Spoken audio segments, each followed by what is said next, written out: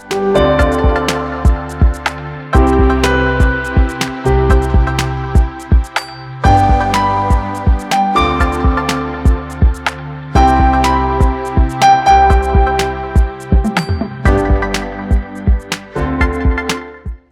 to Innovation in Government, presented by Carasoft. This program's from the Billington CyberSecurity Summit at the Reagan Building near the White House in Washington.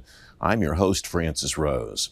Over the next hour, you'll meet leaders from the FBI, the National Geospatial Intelligence Agency, the Government Accountability Office, and industry leaders that are supporting the federal government's cybersecurity community. One of the major topics of conversation at the summit is cyber protection for critical infrastructure.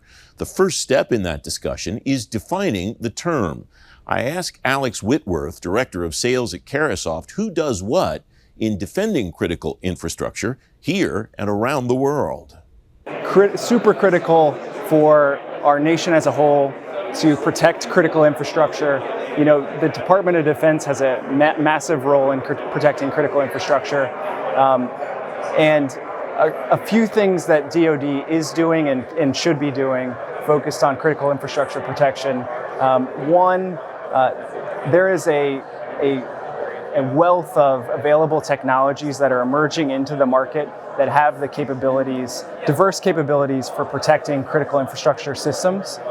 So investing in those and finding the right mix of technology solutions to solve those problems, right? The vulnerabilities in industrial control systems and SCADA systems is one area.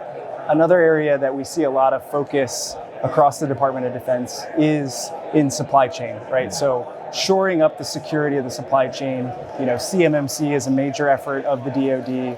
That's going to go a long way to raising the cyber protections within the defense industrial base as a whole, which will be, you know, a major feature of that critical infrastructure focus. Those technologies that you talked about that are coming into this space, are they unique or kind of aimed at directly the critical infrastructure space, or are those new technologies that are coming onto the market in general but have particularly useful applications in the critical infrastructure space? Great question. I think a mixture of both, but specifically the former. So tools that are purpose-built to protect industrial control systems and critical infrastructure as their entire business model or focus. So that the amount of investment from industry into that space to solve those really, really hard problems is increasing and will continue to do so. One of the things that is striking to me about the critical infrastructure challenge is that some of the government speakers I've talked to here are talking about how the threat is different. There's not necessarily a desire by threat actors to exfiltrate information or to shut something down. They just want to have access to systems and just kind of sit there. How does that inform the way that people should think about the tools that they're using or the strategies that they deploy to try to defend? Yeah, great point. And if you think about the logical end of that, where, okay, now they want to just sit there, but if they did decide to change something or execute some sort of malicious commands in our water systems, in our electrical grid, you know, pick a critical infrastructure sector, the kinetic result of that could be so devastating. So the focus on identifying those vulnerabilities and identifying where the intrusions have already happened and getting them out of the system is extremely important. How do you expect to see this evolve over time? Is there a way to even anticipate what the bad guys might try to do and thus the way that we try to defend against them? Yeah, good question. I think, you know, one evolution that probably needs to happen is some standardization, right? There's the diversity of different types of proprietary technologies, ports and protocols that these technology vendors have to write to be able to protect vulnerabilities within those systems is extremely diverse. So creating a unified standard so that every critical infrastructure manufacturer can work within the same sort of boundaries will help the security industry better protect those systems. How would you like to see the security industry, though, work on that issue without making things so standardized that the bad guys can also figure out what the standards are? That's a really great question.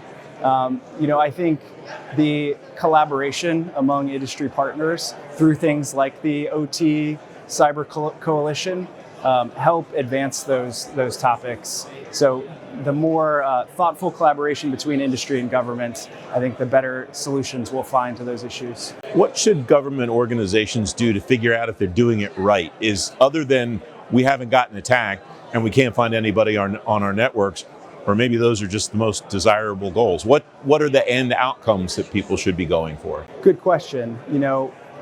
Maybe one way to think about an answer to that would be extending the compliance programs that exist to the operational technology or critical infrastructure side of our government networks. So not just focusing on the security posture of IT, but also focusing on the security posture of those OT connected devices. Alex Whitworth of Carasoft. More devices on more networks is one big issue that cyber practitioners across the federal government are up against. Cynthia Kaiser's Deputy Assistant Director of the Cyber Division at the FBI. She says it's not a surprise that everyone's using technology more now than they were just a few years ago. And that means there's more places for cyber actors to try to target us, and they are. So every day, cyber threats to the U.S. increase. And we really see that in 4 different areas. 1, they're trying to steal money. They're trying to make money. 2, they're trying to steal innovation or data or something else from a network. 3 is they're looking to try to use a cyber operation to facilitate greater lies. So to say you did this little tiny cyber operation, but man, that means the entire network's insecure and you can't do anything. And then 4th, and it's what I talked about today, is trying to get onto our critical infrastructure networks. And really that's the domain mostly of the nation state actors who are looking to sit there, lie in wait, to give themselves political options later, to try to sow chaos and make us bend to their will in some kind of military situation. You anticipated my next question, which is, are there some of those 4 areas where nation state actors are more prevalent and some where non-nation state actors are more prevalent? It's blended now. It's harder to distinguish where the cyber criminal activity ends and nation state activity begins. And so I think instead of a break, it's more almost of a spectrum where you have nation state actors who are tasking cyber criminals to do their dirty work for them, or you have nation state actors who also would like to be criminals on the side and make some money, or you might have cyber criminals who think, well, but I'm supportive of this nation state, so I'm going to do these activities in their name. And really what it comes down to, and what it's going to touch on everybody who touches a computer, is they're all using the same tactics though, right? To do easily guessed passwords, force the way onto systems that don't have a secondary check, or through vulnerabilities that have had patches for years, but maybe whoever's using that technology didn't know those patches existed. What does the evolution that you just described mean for the way that the government, not just law enforcement organizations like yours, but all across the executive branch, what they should be thinking and doing about cyber defense? For cyber defense, what they really need to do is, number 1, the basics. And it's, people might think they're doing the basics, but it's really easy to not do one thing right and have the adversary get in that way. And, oftentimes when we deploy, whether it's private industry or the government, one of our technical teams, someone might have bought this really expensive, system that I promised to solve all of their problems, or it's a detection or logging, anything. And then the person who bought it left, and no one's accessing it. Yeah. And we've seen where we've gotten on site and actual monitoring of just the systems you've purchased would have identified some additional anomalous activity. And so I think what I would say is basics work.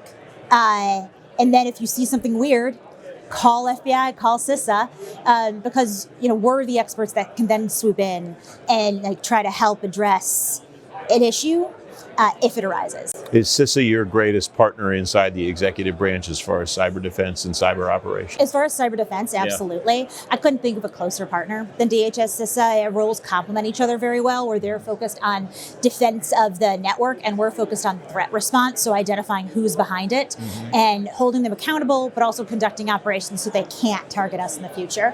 But I would also say our closest partners overall, it's hard to say because we collaborate across the intelligence community as well to gain the necessary information. What have those relationships, what's the evolution of those relationships been like as a result of the evolution in the threat landscape? So I've been in FBI Cyber Division now for over 7 years. And I think the relationships that we had back then, they weren't bad, but they weren't as easy. They weren't as natural. And it was almost I should also coordinate with them. Yeah. What we have now is very natural, co-located in a lot of instances, but it's a regular matter of course for all of us to be having multiple conversations a day, planning operations together. And in fact, one of the cornerstones of what FBI is doing now is we plan joint sequenced operations. So we know one action against an adversary, whether that's an indictment or defense or anything. One thing, it's not going to stop, right? An adversary. What we want to do is a lot of things, leveraging different capabilities across all of government to allow us to then have a much greater impact on the adversary. The collaboration that you described sounds like it's cultural change as much as it is any kind of tactical or strategic change. Absolutely. And I can't imagine a better collaborative environment across the interagency than we have in cyber. It's probably because the threat's so big. As we all know that we're all dedicated to wanting to counter this threat. I mean, most people that are in government cyber, we're not here for the money. We're here for the mission. We're here because we care. And because everybody cares, it's not like they can do it by themselves. And so that's what's really amazing about being part of this environment, this culture, is that you have so many people marching towards the same goals, knowing that we need each other to be able to get them done. Cynthia Kaiser of the FBI. The discussion around cybersecurity and artificial intelligence at the Billington Summit centers on two main themes. One is using AI for cyber protection. The other is protecting the AI tools themselves. Eric Trexler is Senior Vice President for U.S. Public Sector at Palo Alto Networks. I ask him what he sees both in securing AI tools and in using AI to secure entire enterprises. We're seeing a lot of activity around co-pilots where people are leveraging co-pilots to make their tools easier to use. We're certainly investing a lot of time and money in that for our customers. Where we're not seeing as much attention is around security on AI. So the governments are looking at whether state, local education, or federal, how do we employ AI for better citizen services, to speed things up, whatever it may be. But similar to the early days, and in some part now, in cloud security, they're not thinking about how do they secure data, intellectual property, and that capability. One of the things we're doing right now, we've already brought technology to market, is to secure AI usage and tool sets within organizations. So your private IP doesn't leave the agency's boundary in a query request or something else without you knowing about it. So giving you that visibility and that control. And then the other component that the industry doesn't talk about enough, in my opinion, is how we've leveraged AI over the last decade plus to make the tools faster. So we get billions of pieces of malware every day at Palo Alto. We see it, or files. And we need to make rapid determination whether those are valid files or malicious files or activity of any sort. So we use neural networks, we use machine learning today because humans can't keep up with that math. It will never scale humans out. So we're using a lot in what we call precision AI to make deterministic decisions on the fly really quickly. I'll give you a quick example for all your listeners. When you're using a co-pilot, when you're using Gen AI, pick your tool of choice to do something, the margin of error is a couple percent. 10% margin of error, 2 + 2 may equal 73, that's a problem. When you're doing that to make deterministic decisions based on malware, You've got to be in the 1 in hundreds of thousands or millions, because those can be catastrophic events. That's why we call it precision AI, as opposed to what the industry spends a lot of time on, which is generative AI. You used the term there that I really like, co-pilots, and it strikes me that the name is important because it signals to the employee, this is not something that's going to take my job or take away the tasks that I have. It's going to help me do the job I'm already doing. Am I on the right track there? You absolutely are. So I'm a student pilot right now. I decided late in life to go and learn how to fly. There's a lot going on in that airplane, and when you're a student, you can't keep up with it. Your co-pilot or instructor pilot helps you look for other air traffic, helps you change frequencies and do the things you need to do to be a faster, better, safer pilot.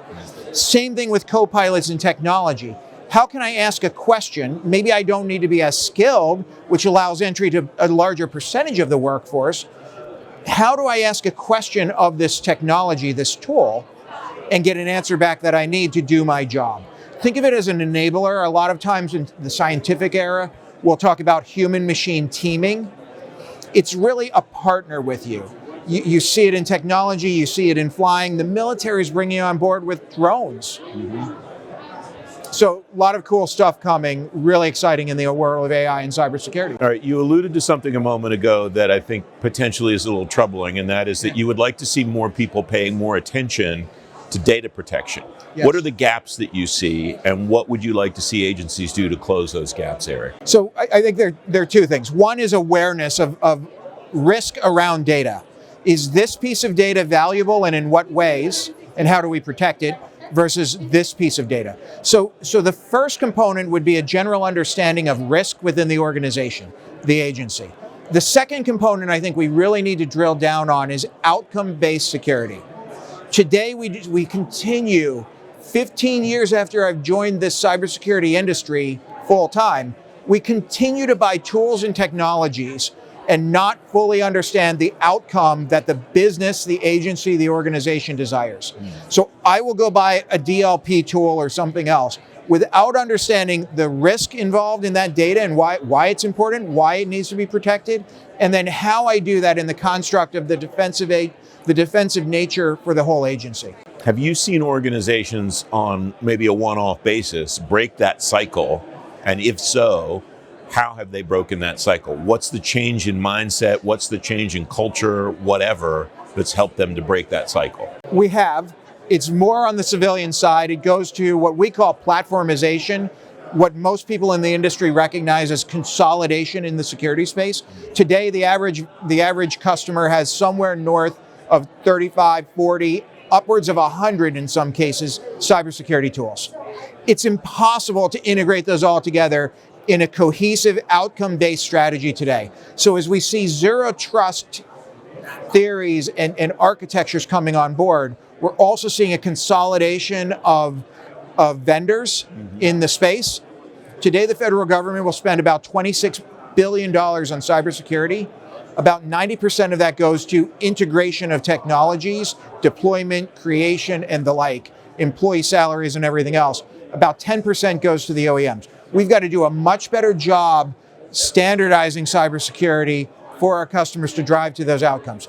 The best customers are doing it, driving on zero trust initiatives and understanding what those outcomes are. And it's a lot better when you integrate it on the factory floor as opposed to the customer floor. Eric Trexler of Palo Alto Networks. Cyber pros across government are excited about using AI for cyber defenses. When I ask them why, automation is usually at the top of the list of reasons. Steve Fail is Security Chief Technology Officer at Microsoft Federal. I ask him if automation is the primary benefit cyber practitioners will get from AI. As we think about the transformative capabilities of AI as it relates to cybersecurity, there is an automation element, but it's not always point A to point B problem solution. Really what's needed are full systems that take advantage of the AI capabilities as it relates to cybersecurity problem spaces. And so it's very natural when you're engaging with a transformative technology like AI for the first time to want to apply that model, that powerful, multifaceted tool directly to the problem space, but you have to be thoughtful about the way you craft a system around it and what are really the outcomes that you're trying to achieve. I liken it to someone taking a twin outboard motor and lashing it to a surfboard, right? It's great for speed and propulsion, not such a great idea to ride on. And so as we think about these systems and really how they're going to transform cyber, there's an element of new things, new ways to understand data that we really haven't delved into before because it just wasn't possible at human capacity and scale. So as we look at new resources, new mechanisms of solving problems with AI, we actually have to go back and reinvent some of the categories that were really tried and true from a cyber perspective, now that there's increased capability, increased potential. But I think it really is around crafting those entire systems, having a plan for how you're going to address each of the outcomes and what are really the elements that maybe humans are not proficient at or that we could never have enough humans to solve. That's a great place to leverage artificial intelligence for cyber to really help your analysts, to help the cybersecurity community achieve more in the face of adversaries. So going back to that idea that you touched on a moment ago about people having to rethink, sounds like I'm using the term the art of the possible. How does that work when you see things that you didn't see before just because of scale? I mean, that sounds like the problem that you were addressing a moment ago. Well, it's almost like you have to stop and think through things that were muscle memory. Yeah. So if we think about scenarios like data breaches around data classification, rapid understanding of data, if we think about tracking nation state actors, internally at Microsoft, we've used AI in all of those use cases to great effect. But first we had to pause and say, what are the opportunities now that I have this new tool to do something and reimagine the art of the possible, as you said. And to that end, we've run into scenarios where we've seen a general 26% overall increase in productivity for our analysts, just having another tool in their toolkit that they can rely on that's a multifunction tool that can be used to work with data in new ways. We have analysts that may have one area of specialty that are now able to operate in several others just because they're augmented through the use of a very flexible tool that they can apply to any problem. So there is a creative and learning aspect to it as well. But then we look at scenarios that do involve automation, such as how do we track nation-state threats and changes in those threats at scale? How do we make cybersecurity information more consumable by the community? How do we adapt different ways of talking about cyber threats into something that really is portable and valuable for the entire community? We're looking at investigations that we've run that have had orders of magnitude faster completion just due to having AI capabilities to really scale the intelligence and scale the approach. They're still managed by analysts, they're still managed by the folks that are the experts in the field, but to have this additional capability they can bring to the table enables them to move much more rapidly and maneuver in cyberspace. How do you recommend that people keep their eyes on the fact that that's the right approach and not going and getting some tool, whether it's AI or some other cool new technology? Let's not do that. Let's think about what's the context and what's the outcome that we want. How do you suggest people stay focused on that? I think measurability and testability is an important facet to it. As you look at creating responsible AI systems, there really is this idea of reliable AI. Is the use case that I have, is it a reliable use case? I mentioned before, a little bit of a joke about the motor on the surfboard, right? But there are modes of transportation where we look at, is this a river cruise? Is this deep sea fishing? Is it an aircraft at 30,000 feet? Is it a space rocket? There are different use cases, different modalities, and the right form of propulsion really matters. And then crafting that system of safety and reliability around it to harness the energy properly. That's something we've done in a number of domains, and we'll do it with artificial intelligence as well. But it really is that systems thinking around what are the tools that I need to build for my organization to be successful, what tools exist in the market, and whether they're using artificial intelligence or not is really a question on those outcomes. So staying focused on what are the true risks, what threat intelligence do I have to help me organize and prioritize those risks, and then are the solutions and the strategies that I'm fielding, are they actually effective? And then, of course, just within the community, having the conversation of what works. And so as cyber practitioners have conversations around, I use this tool to great effect, those things spread like wildfire in the community because it is an area of such need for digital safety, digital security. And as AI can come to the table and help us in reliable and responsible ways, we should absolutely take advantage of it to the greatest extent possible. Steve Fail of Microsoft Federal. The National Geospatial Intelligence Agency is a full-fledged member of the intelligence community, but its primary customer is the Department of Defense. Gary Buchanan is Chief Information Security Officer and Director of the Cybersecurity Office at NGA. He says having a foot in the DoD world and one in the IC world means NGA has to follow two sets of rules. Really, the IC and the DoD from a zero trust policy perspective have come together. There are slight nuances between the two, but they're close enough where we can all get there, going slightly different routes, but all get to the same place. From an NGA perspective, we had to first lay out what we call our as-is architecture. Where are we on the zero trust journey? What do I have covered and what do I not have covered? And so from there, we had to build our 2B architecture. And so we've built that. We know what we need to do to be zero trust compliance. And now over the next couple of years, it's going to be the execution of that.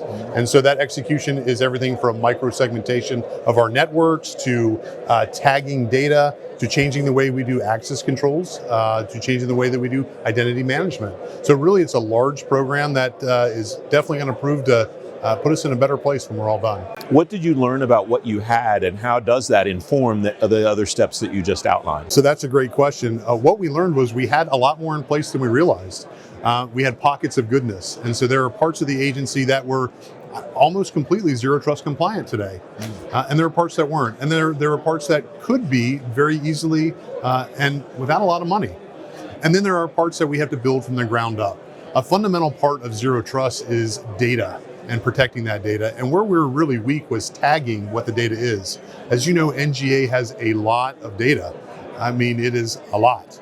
And understanding not only where that data sits, what the attributes of that data is today, and what it's going to be tomorrow as we're modifying data. And tagging that all, making it all cohesive, and ensuring that only the right people can get to the data at the right time is that challenge from the data end. So that's probably the place that we have to invest the most. But from a larger architecture perspective, a lot of the things that we've already done in the IC made us pretty close to zero trust compliant. A lot of the issues that NGA has worked on over the last number of years have revolved around the idea that you're moving from a largely proprietary data model to a largely open source data model, and how you merge that with proprietary data. How does that transformation inform the way that you think about zero trust and maybe that data tagging and so on that you just alluded to? So I love that as well. It used to be 10 years ago when I would talk to industry about what we needed and how they could help out in bringing in a product. The question was often, how long will it take and how much will it cost to integrate your product into our architecture? That conversation has changed. The conversation is now, how quickly can I take it out of the architecture and pivot to something else? How are your standards open source? How can I just use APIs from your product? I don't need a product that can do everything. I might just need it for a niche circumstance, and I don't necessarily want to use your single pane of glass, right? Years ago, everyone had their own single pane of glass. We found that it's better to combine 100 different single panes of glass with one API to truly give us what we're looking for there. So those open standards are huge.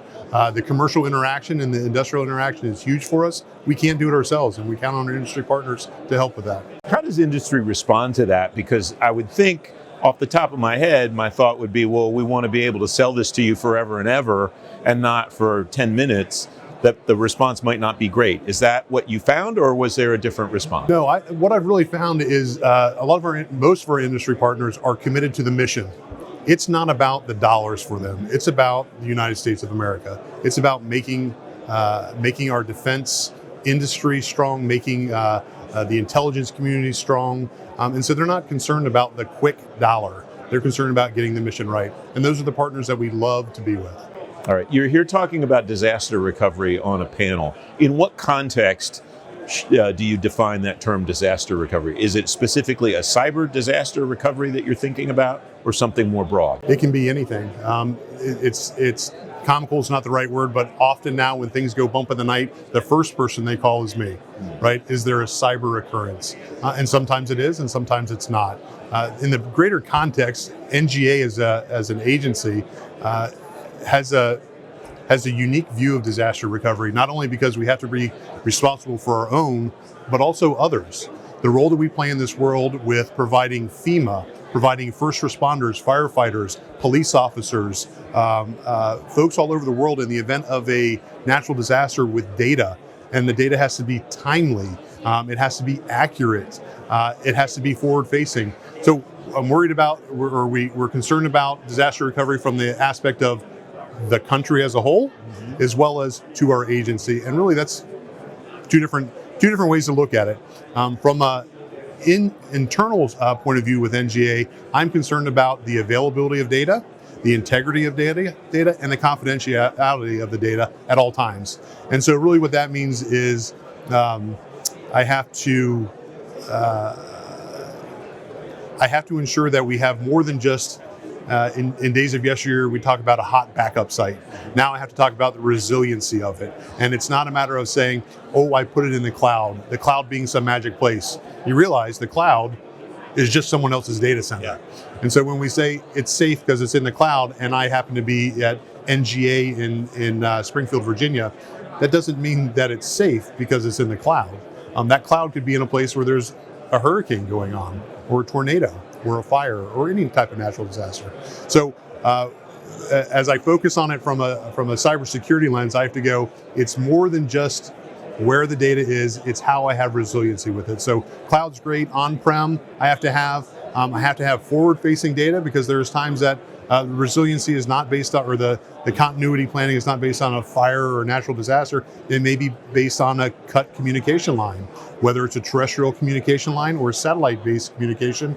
I have to count on the data that we need in that location to be available there. So that forces us to look at different types of architecture where we don't have the luxury of waiting 6 hours, 10 hours, a day or a week to bring stuff back up. We have to have it ready right then. And so that's a different architecture, and that's a lot of disaster or continuity planning for us. Gary Buchanan of NGA. Federal government leaders are quick to point out that 85% of cyber infrastructure in the U.S. is in private sector hands. Robert Baer is Chief Information Security Officer in Residence for the Americas at Zscaler. I ask him what message he sees the federal government sending to the private sector about cyber now. Now is the time where the government has really started paying attention and getting the message out to the private sector providers, where the government has oftentimes little visibility and also little authority to direct them to take certain actions. And for me personally, on the military side, I think any conflict in the Pacific probably starts in Charleston, South Carolina, and moves westward across the United States. And along the way, you have dual-use critical infrastructure supporting that military deployment until you can get it into the Pacific, into the fight. So I think the military holistically has started to look at where that dual-use critical infrastructure is, and started to really map out where they can come in and support from a visibility standpoint. And so I think it all starts from gaining visibility into where that infrastructure is going to be necessary. And then from a cyber perspective, really getting into helping the critical infrastructure provider get into the network to start to understand where their vulnerabilities are, and then help them through best practices to harden their networks. If I'm thinking about it geographically, according to the chain that you just laid out, I'm thinking Charleston to San Diego to Honolulu to the South China Sea. Am I thinking about it the right way, or should I not be thinking about it geographically? Should I be thinking about it in some other way, in some other domain maybe? Yeah, no, I think geographically is fine, but there are probably other critical points along that path. Say Houston, for example, or multiple train stations in perhaps Arkansas, or where the Air Mobility Command is. So I think, the infrastructure is not, in a geographically straight line into the South China Sea. And then once you get into the Pacific, you're in what's called the second island chain from the Guam all the way down. And so those, Guam, Saipan, Tinian, and Yap, they're all strategically important to the United States in that region. So I think we really need to take a comprehensive and holistic view of it. And if they're potentially valuable to us, then they're potentially valuable to adversaries as well. Yeah, 100%, of course. And I think, we've heard Director Wray at the FBI say that the Chinese strategy is to escalate to de-escalate. And so that's sowing chaos in the United States. And, from Volt Typhoon, whether that looks like it's attacks on port facilities, the electrical grid, or perhaps even something in the finance sector to not only deter the United States military from intervening in a Taiwan scenario, but to shape Americans' views of whether we should be intervening at all. Yeah. What are the implications for protecting those individual nodes on that? And maybe nodes is a technical term that I shouldn't use there. Yeah, no, I think the implications are, critical infrastructure is disparate, right? And oftentimes it's controlled by municipalities or small local governments or, small private sector, maybe even very large private sector companies. So I think there are several implications, right? A lot of the smaller ones are under-resourced. And so how do you find ways to get them the resources they need to gain the visibility they need, and then to implement best cyber practices, whether that's micro-segmentation, zero trust, or even just vulnerability and patching of those critical OT systems. I think the other thing that we're seeing is, I know you've talked about cloud security this week, and on the IT side, we're seeing a consolidation in the cloud. But on the OT side, you're actually seeing almost the opposite, where these systems are becoming more disparate and more connected. And so you have a larger challenge of gaining visibility across an entire technology stack and bringing it into somewhere like a security operations center where you can action it. Does that visibility issue also manifest itself as potentially a vulnerability issue because you have more potential access points? Yeah, 100%, right? And so if you're operating at a substation and it may have some sort of 5G connectivity, or maybe even connected through a VSAT or something like that, and you don't have visibility of what's happening on that device on the OT side, that's definitely a potential vulnerability for that. All right. What should agencies watch moving forward? What potential evolution in the threat landscape or in the technological landscape or whatever's coming that people should be watching for? Yeah, I think from the threat side, what we've seen in the Pacific and elsewhere is non-traditional cyber activity, right? Like before we were looking for indicators of compromise and then looking for evidence of exfiltration or encryption, if it's ransomware or whatever it is. Now you're looking at an adversary who's sitting on a network and sitting there low and slow and just wants to maintain access. So some of the telemetry looks very different. On the technology side to protect it, I think you want to move towards things that we're talking about on the IT side, which is zero trust. You want secure remote access. You want to be able to patch those OT systems without exposing the protocols and OT specific technology on the backside of that. And then you really want to move through like basically an OT maturity model where you first start by gaining the visibility and the censoring, and then you move through segmentation and like true zero trust network access, and then finally the ability to respond to incidents organically. Robert Baer of Zscaler. The new fiscal year in the federal government means a new start to tracking all kinds of issues and outcomes for agencies. That includes tracking cybersecurity trends. Jennifer Franks is Director of Information Technology and Cybersecurity at the Government Accountability Office. She says malicious attacks of all kinds are trending into the new fiscal year.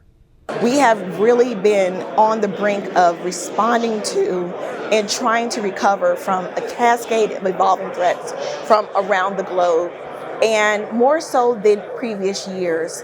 Now, we've been better at being able to detect and even respond from some of those incidents, but they're coming at an unfair pace where we're really having to catch up and provide some of those really critical services to our critical infrastructure and even our information systems across the federal government. Yeah. So, we are under a fast deadline, even right now. So we're in September, moving towards the end of September. We need to look at how we're maturing our zero trust implementations across our federal government. So that's one for us. And with zero trust, we are really going to be looking at how we're able to better look at our hardware and our software inventory and protect those critical assets in their moment, at the infrastructure, at every piece of, what it is you need to know, and do you have that right within your infrastructure to have that access in your environment.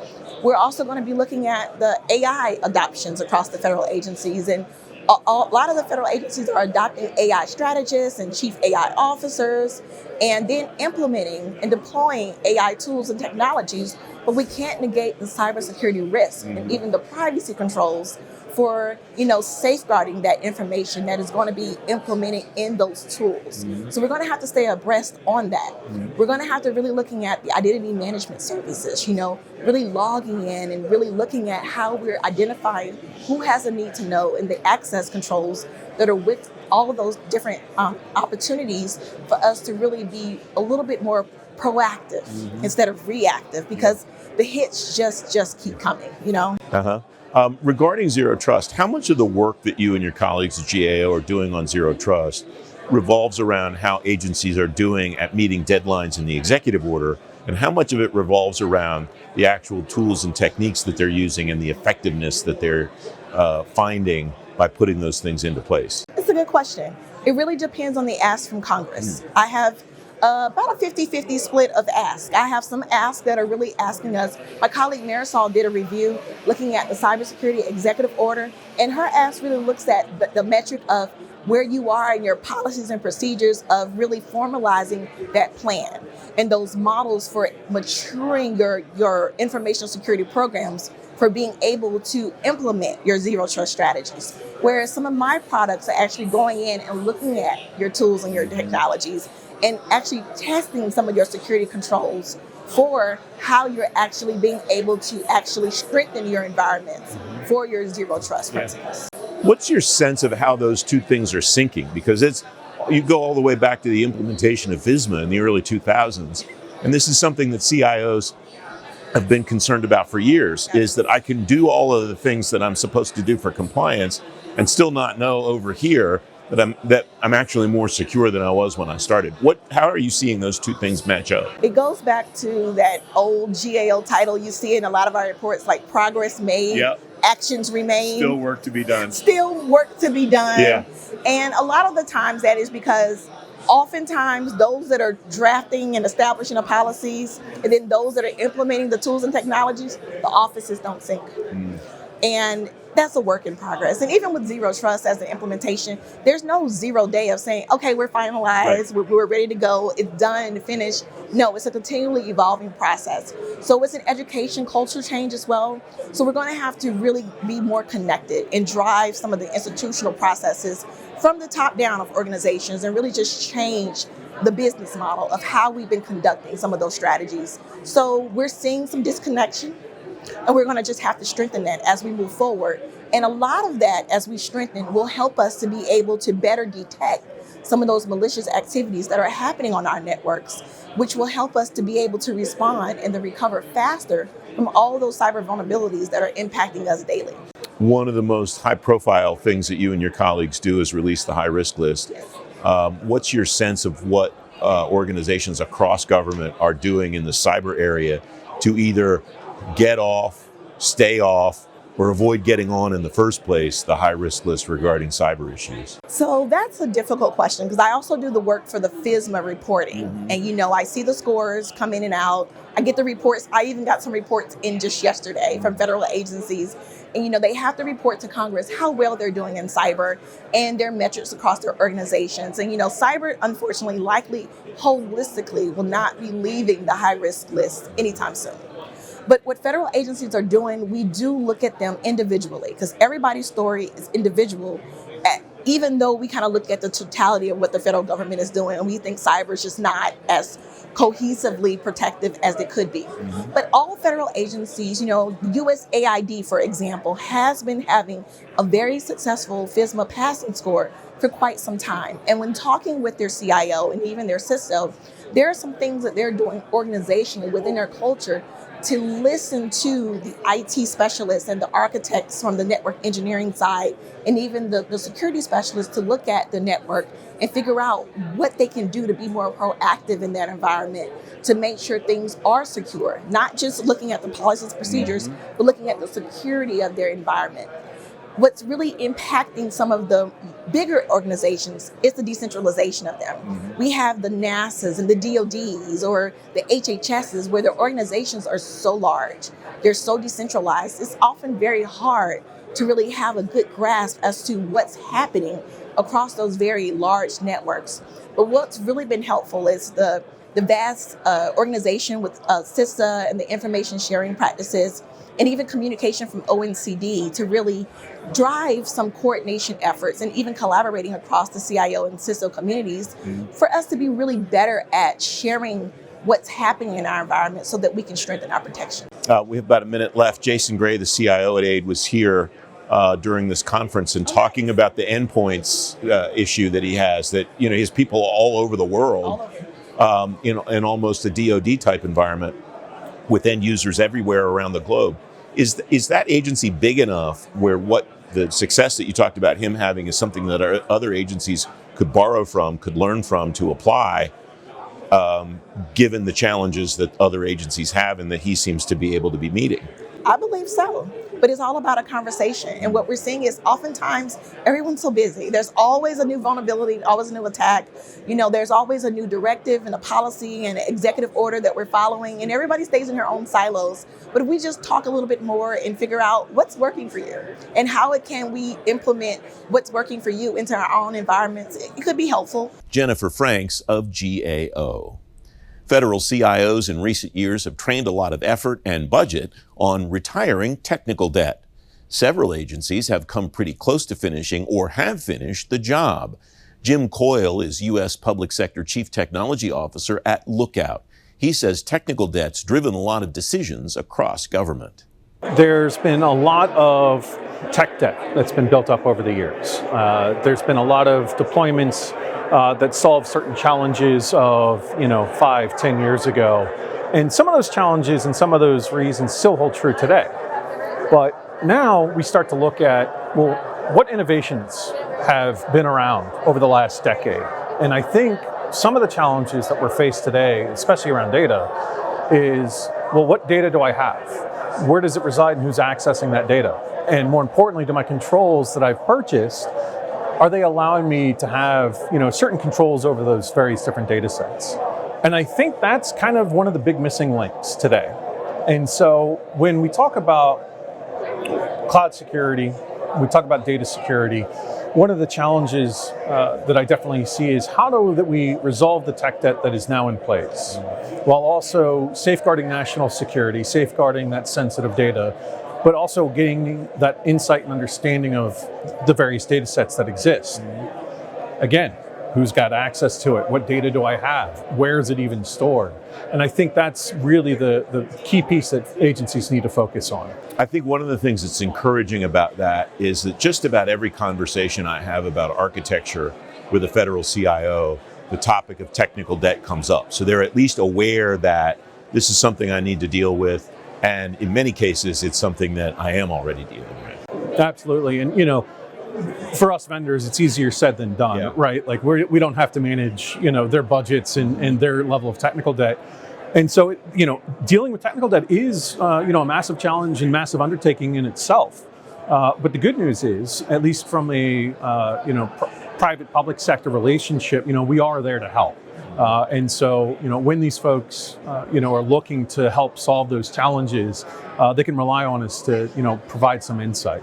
And I think the other thing that's useful is some agencies are getting to the point where they see, if they haven't retired at all, they're seeing the other side of it and starting to be able to think about the benefits. Okay, now that I don't have that issue or that issue's not as prominent anymore, these are the other things that I can start to think about, gains I can start to make. Is that a fair 100% idea? Absolutely. And so one of the benefits of help solving technical debt is when you start looking at these newer innovative technologies that may be 100% cloud reliant, there's a cost savings that gets applied to that.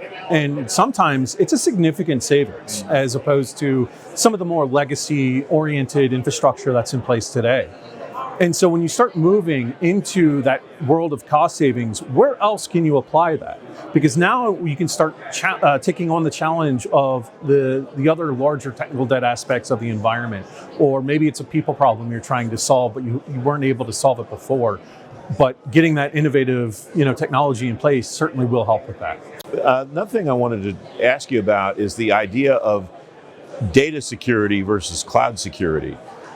Another thread that I keep hearing now, instead of people talking so much about securing the cloud, whatever their cloud environment looks like, it's not that they don't care about securing the cloud, but the idea of securing the information and the data that the cloud holds and the applications that the cloud holds, that's become the focus of conversation. Is that a trend that you see and hear about also? Yeah, it absolutely is. And so really when we talk about the difference between data security and cloud security is really more around the idea of policy control, around data loss prevention mechanisms, around zero trust principles.